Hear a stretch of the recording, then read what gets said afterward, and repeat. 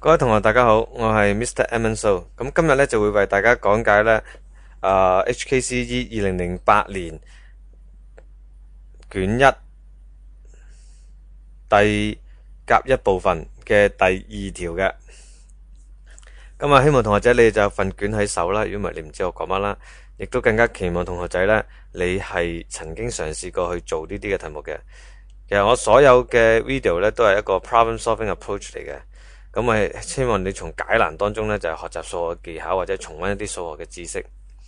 OK，咁我哋入題目啦。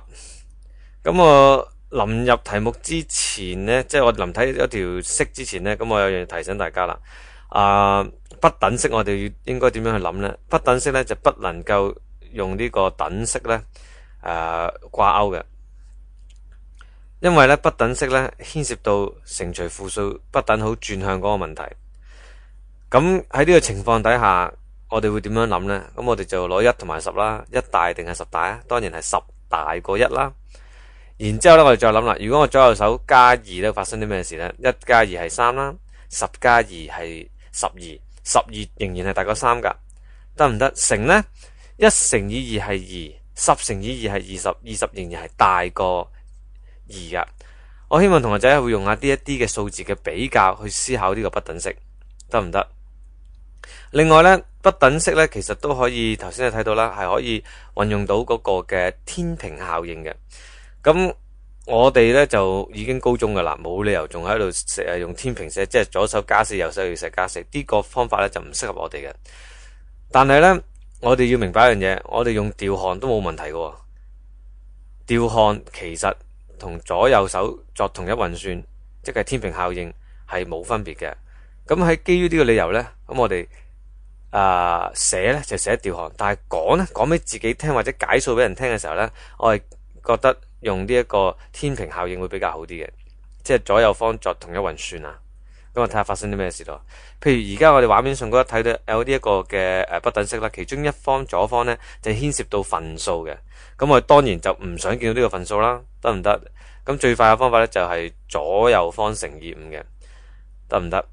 咁你睇下我啦，我將右手邊嘅多項式呢就成個乘5嘅，但係我就左手邊就冇寫個乘5喺度嘅，得唔得？咁呢個呢就係講就講左右方作同一運算，但係寫呢就用調項，就係呢個意思啦。咁另一樣你要留意呢，就係同學仔，你見唔見到而家呢？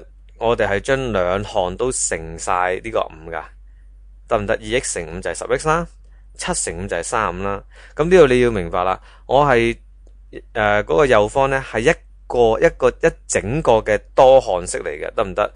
你係不能夠乘一個就唔乘另一個嘅，得唔得？O 唔 OK？你係乘晒成個嘅多項式嘅，掂唔掂？你數字你都唔會將佢乘將佢拆開兩嚿就成一嚿啊。譬如話一邊係10，另外一邊係2x 咁樣，你唔會話可以將個10咧寫成為4加6喎，咁我淨係乘4唔乘6得唔得啊？得唔得？咁梗係唔得啦。O 唔 OK？咁呢個記住咯，係整個多項式乘嘅。好啦，然之後為咗我哋咧要揾個解咧，即係話簡單啲嚟講咧，令到個 x 咧自己做主項。咁我哋點算咧？即係運晒啲 x 過另一邊先啦。點樣運呢？左右方減10x 咯。好啦，跟住之後左右方做啲咩動作啦？冇錯啦，我哋咧就左右方除以4，就令到 x 咧就係個係數係1嚟嘅。x 項嘅係數係1，即係話 x 咧簡單啲嚟講，單丁咁企埋一邊，一個 x 企埋一邊，得唔得？咁啊發覺咧 x 咧就會係大過35/4嘅。咁由於我哋學咗有理數啦，有理數嘅最佳表達方式咧就係用分數去表達嘅，得唔得？咁所以咧我哋呢個答案咧唔需要再以大分數去帶翻出嚟噶啦。A 部分講完啦， B 部分係做啲咩咧？佢就話啦，其實呢個 x 咧咁佢係大過35/4噶嘛，咁即係呢個 x 咧就有好多個數字啦，x100都係 x 啦，只要大過35/4係咪？咁佢就問啦，最少個正嘅整數咧，最少嘅整數係 x 係乜嘢咧？咁樣亦都係滿足到呢條嘅不等式咧。咁我哋就睇下啦。嗱，我咧就會好銳意咧，即刻將嗰個份數咧轉翻做一個小數嘅。點解？因為你試下同個師奶講買魚，喂呢條魚35.4啊，我諗佢鬧到你啊，即係鬧到你上天棚都唔知咩事啦，得唔得？咁啊變咗我哋用點數咧就會大家清楚容易明白啲嘅。咁到底 x 有邊幾個整數嘅可能呢？同時間你要滿足呢個不等式呢？咁我就即刻寫俾大家睇啦。大過8.75啊，咁9咪得咯，10咪得咯，11咪得咯，得唔得？我嘅建議係舉多喺佢內心裏邊舉多幾個例子嘅，得唔得？舉多幾個例子呢，咁你就會更加有信心啦。對於你嗰個不等式嘅判斷，如果純粹係單一嘅話呢，好容易一陣間你會寫錯咗8噶，掂唔掂？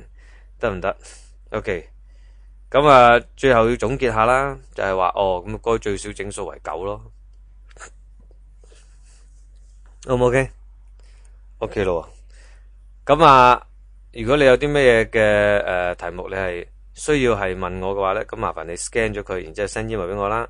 又或者你有啲乜嘢教學嘅點子啊，或者一啲學習嘅點子提供俾我嘅，等我學下嘢嘅，咁我都歡迎你啦。再唔係嚟 Facebook 跟我聊下天啦，我都好開心噶。好啦，咁啊多謝咁多位同學仔啦，拜拜。